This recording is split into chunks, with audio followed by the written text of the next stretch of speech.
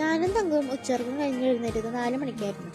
കുറച്ചേരം ഉമ്മർത്തൊക്കെ വന്നിരുന്ന് തലയിൽ എണ്ണയൊക്കെ തേച്ചൊന്ന് കുളിക്കാമെന്ന് വിചാരിച്ചു. അങ്ങനെ എണ്ണയൊക്കെ തേച്ച് കുറച്ചേരം കാഴ്ചയൊക്കെ കണ്ടിരുന്നു. പൊട്ടുമണി ഇതുവരെ എഴുന്നേറ്റിട്ടൊന്നുമില്ല. നല്ല ഉറക്കം തന്നെയാണ്.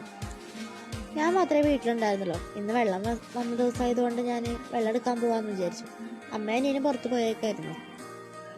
കുറച്ച് പാത്രങ്ങൾ ഉണ്ടായിരുന്നു നിറയ്ക്കാനായിട്ട്. വീടിൻ്റെ അടുത്ത് തന്നെയായിരുന്നു വെള്ളം പിടിക്കുന്ന സ്ഥലം. അങ്ങനെ ഓരോ കുടമായിട്ട് കൊണ്ട് വെള്ളം നിറച്ചു. ഇന്ന് ചോറ് വയ്ക്കാമെന്ന് വിചാരിച്ചു. ചോറ് കുറച്ചേ ഉണ്ടായിരുന്നുള്ളൂ. അങ്ങനെ കലയൊക്കെ കഴുകി വെള്ളം അടുപ്പത്തോട്ട് വെച്ചു. ഇതാണ് എനിക്ക് ഏറ്റവും ഇഷ്ടമില്ലാത്ത പണി. ഇത് കത്തിച്ചെടുക്കാൻ തന്നെ ഒരു വലിയ ടാസ്ക് തന്നെയാണ്. അങ്ങനെ അരി കഴുകി അടുപ്പത്തിട്ടു. എങ്ങനെയൊക്കെയോ ഞാൻ കത്തിച്ചു. അത് കെടുകയും ചെയ്തു. ഇനി അത് വീണ്ടും കത്തിച്ചെടുക്കുന്നതാണ് അടുത്ത ടാസ്ക്. അങ്ങനെ ഒരു തീപ്പെട്ടി മൊത്തം ഞാൻ തീർത്തിട്ടുണ്ട്. ഊതി മനുഷ്യൻ്റെ പരിപ്പ് ഇളകും.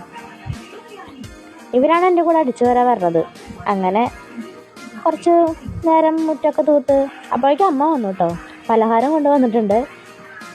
ഞാൻ അടിച്ചു വാരിയതൊക്കെ നോക്കാനായിട്ട് തങ്ക് വന്നിട്ടുണ്ട്. അങ്ങനെ ഒന്ന് കുറച്ച് നേരം പരിദോഷമൊക്കെ പറഞ്ഞ് ചായയും ബസ്കൊക്കെ കഴിച്ചു. ഇനി ചോറിൻ്റെ കാര്യം അമ്മ നോക്കിക്കോളും. കുളിയൊക്കെ കഴിഞ്ഞ് ഇനി കുറച്ച് നേരം പുറത്ത് വന്നിരിക്കാം.